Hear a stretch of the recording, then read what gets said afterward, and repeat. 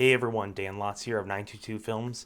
I wanted to make a video about my experience making my feature film 6 Days Alone and how I conceived the film, how I put it together. Just kind of want to do a full breakdown of the movie. I figured it would be interesting for my audience, and it's something I haven't really been doing lately. For Watch Me As I Go, Pure Cinema, and Long Con, I really didn't do any major coverage on how the film was made other than like a quick video I think on Watch Me As I Go. So this is a video breaking down how I made my film, and hopefully this will be helpful for new directors, old directors, whoever needs some of that jolt to just starting their new project. Hopefully this video will be helpful. So I decided a couple years ago that I wanted to make a feature film about an iPhone, and I wanted the iPhone to be the main component of the film. And I've pushed around a bunch of different ideas. I wanted to do a movie with Snapchat, with TikTok, different platforms that utilize the iPhone. But I feel like I felt most at home with YouTube, and I think this is my first experiment into the iPhone filmmaking. And I wanted to do something that used the iPhone for what I thought it was best at. And I think my experience with the iPhone really reflected what I felt the camera was best for. And for me, that's reality. I think so many people use the iPhone for cinema. They want it to look like a cinema camera, a DSLR, a RED camera, and that's totally fine. But for me personally, I've never been able to get the iPhone image to look like cinema. So for me, I thought, what can the camera do? And the camera can do one thing really well, which is reality. It can make you believe that instantly, no matter what's being filmed, that this is happening in the real world. This is happening live, per se. So I thought that if I use this camera, it would be a lot more effective to draw an audience in, like to bring them in and bring them close, because it's like a very intimate type camera. So I thought, okay, how do I make a story around that? So I started brainstorming recently, and I was thinking, what kind of film would it be? And I'm like, well, found footage, horror, and a vlog would be perfect, because you can really bring people close with a vlog. You can make people think, oh, Dan's actually doing this. Dan's actually living his life. He's using his iPhone. The film almost justifies itself just by the mere fact that it's shot on an iPhone. Because then people think, oh, well, if it's not good enough to be shot on a Sony, then it clearly must be like some sort of documentary or some sort of personal vlog thing that he's doing. So I used that camera. And originally that was all that was going to be. I was just going to be that camera, and it was going to be, the entire film was just going to be on the vlog camera. But then I realized that that was just too similar to, I think, a lot of other films, which are like shot on a very low quality, you know, like either low quality DSLRs, low quality iPhone cameras, or camcorders. And I'm like, there's so many films where it's just totally presented as reality. And I wanted to make a film that questioned the nature of reality. What is real? What is fake? So I thought it would be interesting if at certain points during the film we would see me filming from the reality camera, the iPhone 8, and then we would pan out, we would show a shot from my Sony, and it would start to question, hey, are the things that Dan's saying actually real? Are the things that Dan's acting actually what he believes, or is this what he wants to tell his audience? And I thought that was a very interesting question. It was like, sort of like, let's compare and contrast the reality of iPhone footage and then the reality of what I do after the camera is off.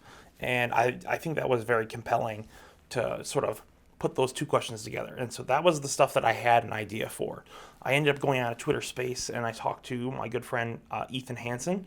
Shout out to Ethan for being very helpful. I don't think this movie would have gotten made had he not, I think, contributed to the film. It's funny because he only really gave me one real big note, and so it might seem like his contribution was small, but I think that his contribution was the biggest part of the film that made it work, which was the sleepwalking component. He was like, hey, what if you had a character sleepwalk? And I was like, that's a great idea. I had this idea for a movie, a horror film about a door, and that was where I was at that point, and I knew there was going to be doppelgangers. But I think the sleepwalking was the thing that kind of like tied it all together and like kind of made it mesh cohesively. So then I had to have the other part of the film, which is me editing the movie. That's a big part of the movie, is editing the film you're watching. And it was very interesting because I had to basically shoot the film in chronological order so that I could get every scene to be reacted to correctly. So I had to shoot the scene that happened on the night. Then I had to shoot myself reacting to the scene that happened on the night. And then I had to shoot the scene after that. So there was really no ability to like skip ahead. I had to like always shoot any scene that I was reacting to. I had to shoot first, and then I had to react to it. I could have like tried to do like a general reaction and then like comped it in, but there's just really no way that it was gonna work without me like trying to like mess with the screen and like really get in there and make it seem like I was actually reacting live. And for me, it was very effective because I was able to like actually interact with the footage live, so it was very intuitive. It was not something that like I was like uncomfortable with or didn't feel like it was going to give me a good performance. I felt like when I was watching the footage, I felt like it had already happened to me, like in real life. So there was many parts where my acting almost took on this, I don't know, like subtextual level where I just was just going with what is happening.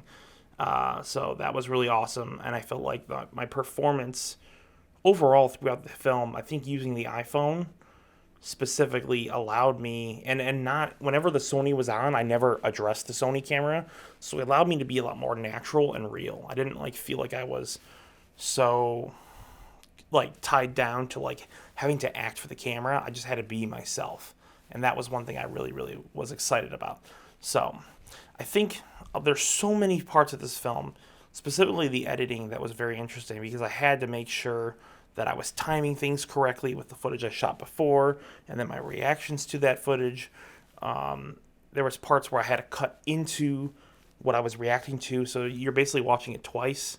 And every part when I was doing the editing was very interesting. I think it was definitely one of my tightest films because I didn't want to have an ounce of fat on this movie. I didn't want the character to get ahead of the mystery. I wanted the character to be like willfully behind the story because I felt like it allowed the character to not have like this premeditated knowledge that something evil was happening. I think that so many of these horror films, the characters find out super early in the film what's going on, and then they just do a bunch of stupid decisions for 90 minutes. I thought it would be more interesting if that the film was mysterious the whole way through, and then in the last 3 minutes something weird happens, and then it's over. I thought that was a little bit more compelling of a narrative because I think it drags you along, hoping that there's going to be this huge chase scene or this huge, scary scene that never really shows up. I felt like that was a little bit more compelling as a way to like suspend people. So it was kind of a Hitchcock kind of thing, where it was like, oh, we're going to bring all these characters and we're going to put a bomb underneath the table and then we're going to wait until it explodes, and it's never going to explode fully. And I think that was kind of what I wanted to do with this film. So thank you guys for checking out this video. Hopefully this didn't come off as too random of a rant. I really wanted to just talk about this. This is the first breakdown on the film. I'm probably going to do a couple more breakdowns on this movie because I'm excited to promote it and excited to get it out there. So thank you guys for checking this out. Smash the like button, smash the comments. give me a comment. Give me a like, give me a comment. Help me out. Subscribe. You know what to do.